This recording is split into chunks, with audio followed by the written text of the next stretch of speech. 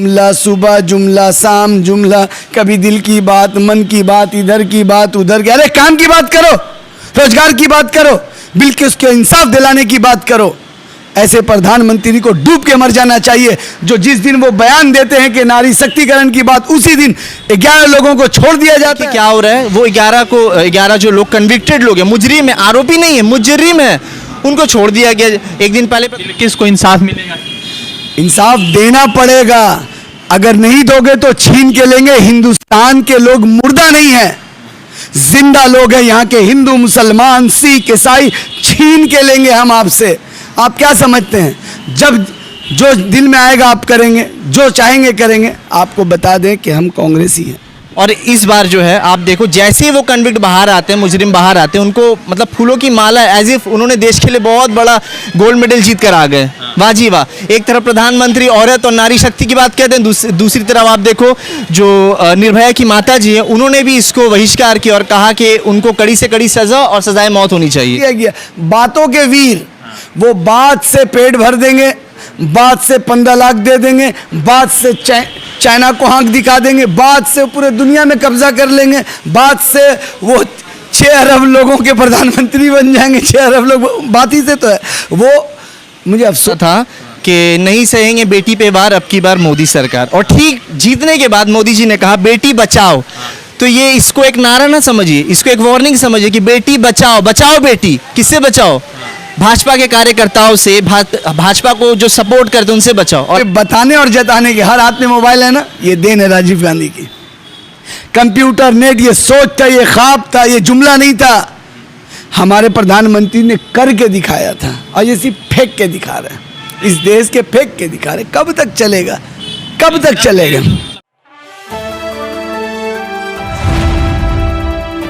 The Indian खबर, सच आपके सामने। नमस्कार, आदाब, मैं रजा अंसारी और आप सभी का स्वागत है द इंडियन खबर पर। आपको फिर से एक खबर बता रहे हैं जो बिल्किस बानो से जुड़ा हुआ है। बिल्किस बानो के गुनाहगारों को छोड़ दिया गया और बिल्किस बानो बेचारी रो रही है। और साथ ही साथ सबसे अफसोसजनक बात यह है कि जावेद अख्तर ने कहा कि जो कुछ हुआ गलत हुआ। फिर उसके बाद तकरीबन 6000 से ज़्यादा इतिहासकार और सोशल एक्टिविस्ट ने सुप्रीम कोर्ट से कहा है कि जिन दोषियों को रिहा किया गया उन दोषियों को फिर से पकड़ा जाए।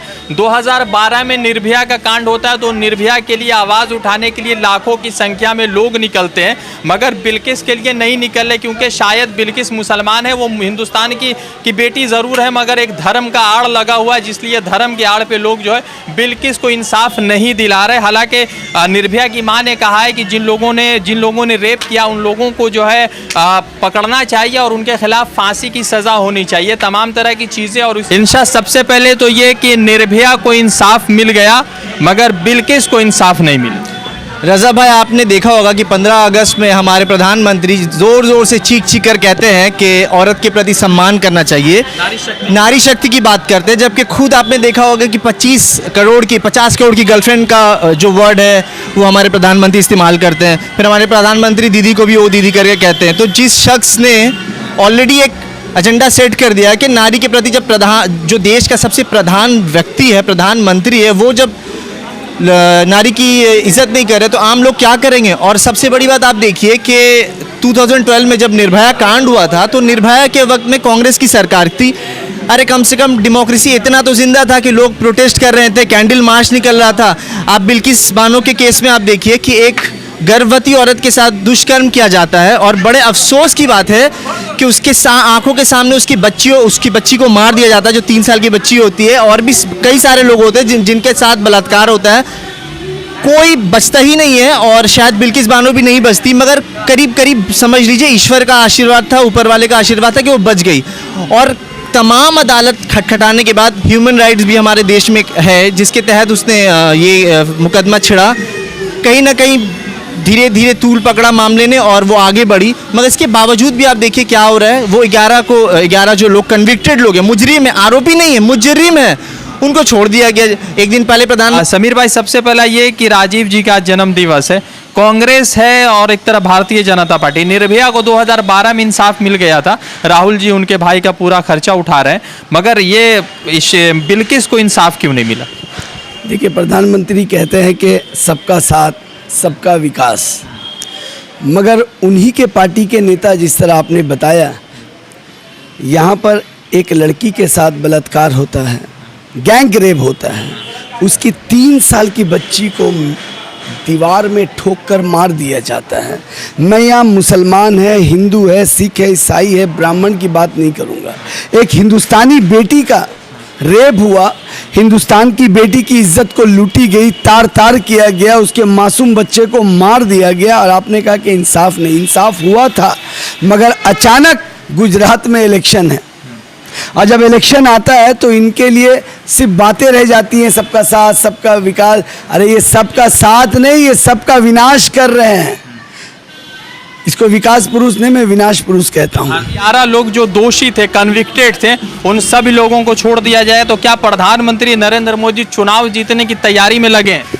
जैसे आपने देखा कि जब पंजाब का चुनाव था, तो हमारा जो फार्म लॉज है, बिल है, सबसे ज़्यादा घातक किसके लिए था भाई? किसान भैया के लिए। और सबसे ज़्यादा किसान कहाँ पाए जाते हैं? पंजाब में पाए जाते हैं। ठीक उसी तरीके से आप देख लो, उन्नाव देख लो, कठुआ देख लो, हाथरस देख लो, सारे मामले में कन्विक्ट जो था वो कहीं ना कहीं बीजेपी से उनके तार जुड़े हुए थे। और इस बार जो है आप देखो, जैसे ही वो कन्विक्ट बाहर आते हैं, मुजरिम बाहर आते हैं, उनको मतलब फूलों की माला, एज इफ उन्होंने देश के लिए बहुत बड़ा गोल्ड मेडल जीत कर आ गए। वाह जी वाह। एक तरफ प्रधानमंत्री औरत और नारी शक्ति की बात कहते हैं, दूसरी तरफ आप देखो जो निर्भया की माता जी हैं, उन्होंने भी इसको बहिष्कार किया और कहा कि उनको कड़ी से कड़ी सजा और सजाए मौत होनी चाहिए। एक सवाल ये है कि भारतीय जनता पार्टी के गोधरा से एमएलए, जिसका नाम है सीके राहुल जी, उसने कहा कि जो आरोपी है, जो रेपिस्ट है, वो ब्राह्मण है, संस्कारी है, इसीलिए छोड़ दिया गया। तो क्या ब्राह्मण को यह अधिकार है कि रेप करे और छोड़ दे?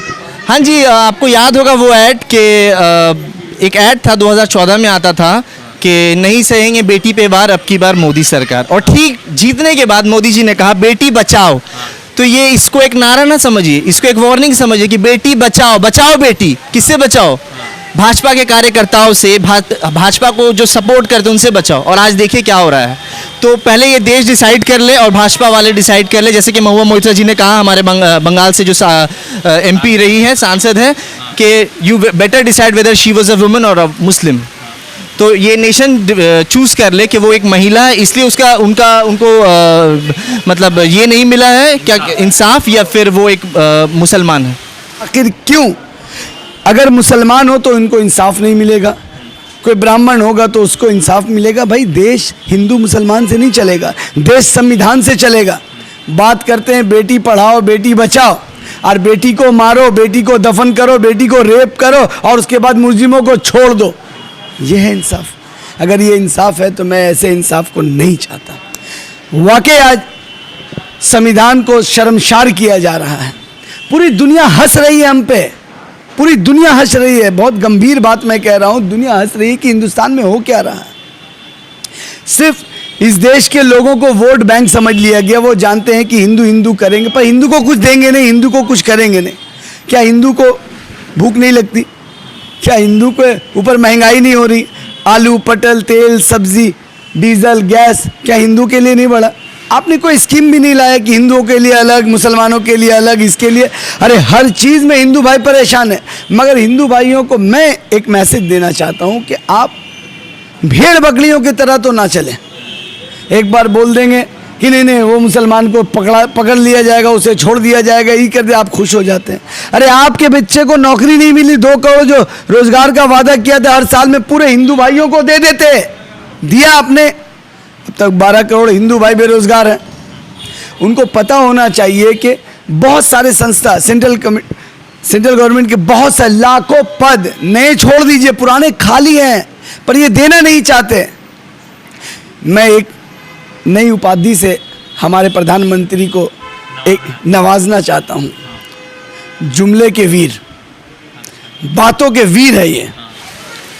देखिए, बहुत नाजुक बात है, बहुत शर्मसार करने वाली बात है। भारत एक ऐसा देश है जिसको हम भारत माता कहते हैं, माँ का दर्जा देते हैं। और उसी तरफ, उसके दूसरे तरफ आप देखिए, एक माँ के साथ ऐसी बेदर्दी, ऐसी दुष्कर्म कुकर्म हो रहे हैं, जो ना कि सिर्फ एक औरत है बल्कि एक गर्भधारण की, मतलब गर्भधारण प्रेग्नेंट एक लेडी है, और उसके साथ ऐसा बुरा दुष्व्यवहार होता है। और लोग उसको सपोर्ट कर रहे हैं। मतलब जो जिन लोगों ने दुष्कर्म किया उसको सपोर्ट कर रहे हैं, उनको फांसी क्यों नहीं हो रही है? ये कैसा देश है, ये कैसा डेमोक्रेसी है? यहाँ पे जमहूरियत शायद खत्म ही हो गई है ये 2014 के बाद। कुछ लोग ऐसा है ना मोदी सपोर्ट में कहते हैं कि आज़ादी मिली है 2014 के बाद। तो भाई हमारा तो यही मानना है, क्योंकि हमारा जो ईमान है वो कॉन्स्टिट्यूशन पे है, संविधान पे है, बाबा साहेब अम्बेडकर पे है। तो हमको लगता है कि डेमोक्रेसी शायद कहीं ना कहीं ख़त्म हो गई, और लोग भी अब तो डरने लगे, घर से बाहर भी निकलने से डरते हैं, कुछ बोलने पे भी कतराते हैं कि पता नहीं शायद हमें अंदर तो नहीं कर दिया, यूएपीए तो नहीं लग जाएगा, एनएसए नहीं लग जाएगा, पोटा नहीं लग जाएगा। 11 लोग रेप करते हैं अलग अलग टाइम पे उस महिला के साथ, मगर उस दर्द को कोई नहीं झेल रहा है। वो महिला रो रो कर कह रही है कि हमको इंसाफ दीजिए, मगर इंसाफ कहीं दूर तक नजर नहीं आता। देखिए, जैसे जितने सारे आप पॉलिटिशियन आप देखोगे, अगर आप ट्विटर देखो या नॉर्मल जो हमारे सबसे फोर्थ पिलर ऑफ डेमोक्रेसी जिसको कहते हैं मीडिया, आप देखो कि कोई और केस होता है, किसी और धर्म के लोग अगर कुछ छोटा सा भी कुछ गलती अगर मान लो, आप देखो फैक्ट चेकर जुबैर के मामले में, ना तो वो उसने कोई ऐसा मतलब प्रॉपर कुछ लॉ को अपने हाथों में लिया था, कानून तोड़ा था, कुछ भी नहीं किया था, मगर आप देखो कि कैसे लोग दीवाने बने फिर रहे थे। आप रिया चक्रवर्ती का केस में देख सकते हैं कि मतलब जितना का बोलते नहीं राय का पहाड़ बना देना।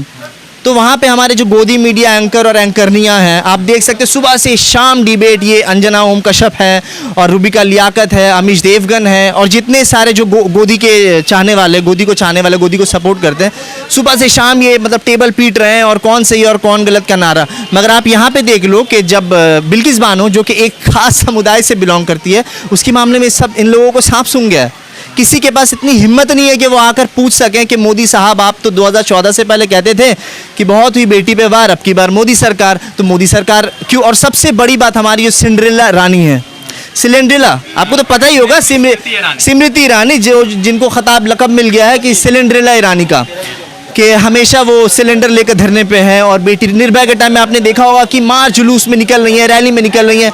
मैडम वुमेन एंड मतलब यूनियन कैबिनेट मिनिस्टर हैं, और वुमेन मतलब वुमेन एम्पावरमेंट और बच्चों के मतलब child and women empowerment minister हैं वो। और आप देख सकते हैं उनके मुंह पे सैल्यूट पे ताला लगा हुआ है। 15 अगस्त को प्रधानमंत्री ने कहा कि महिला शक्ति की बात होनी चाहिए, महिलाओं को सम्मान की बात होनी चाहिए, और उसी दिन ये 11 कन्विक्टेड लोग छूट जाते हैं। देखिए, उन्होंने कहा कि बात होनी चाहिए, अमल होना चाहिए कभी नहीं कहा। उनके एक स्पीच में कह दो कि ये होना ही चाहिए, इसे करना ही पड़े, नहीं बात होनी चाहिए।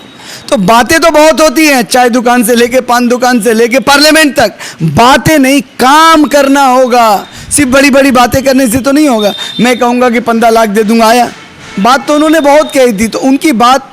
क्या ये सच में नारी शक्ति की बात कर रहे हैं या ये इनका जुमला है?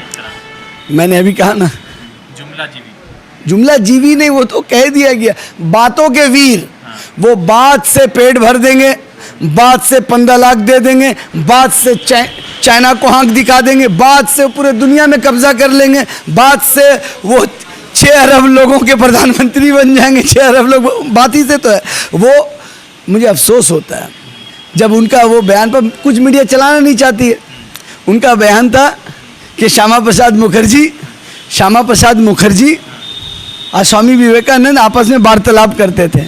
अब बताइए, जब उनका देहांत होता है और उनके पैदाइश में 2 साल की उम्र थी श्यामा प्रसाद मुखर्जी की, तो वो वार्तालाप किससे करते थे? तो जिसे ये पता ही नहीं हो, जो प्रधानमंत्री ये कह रहा है कि आज़ादी से पहले श्यामा प्रसाद जी की मृत्यु हो गई, जिन्हें ये नहीं पता, ऐसे प्रधानमंत्री से हम क्या उम्मीद रखेंगे? क्या लग रहा है कि कोई विकल्प भी तो नहीं है ना? लोग तो कह रहे हैं कि ठीक है ठीक है।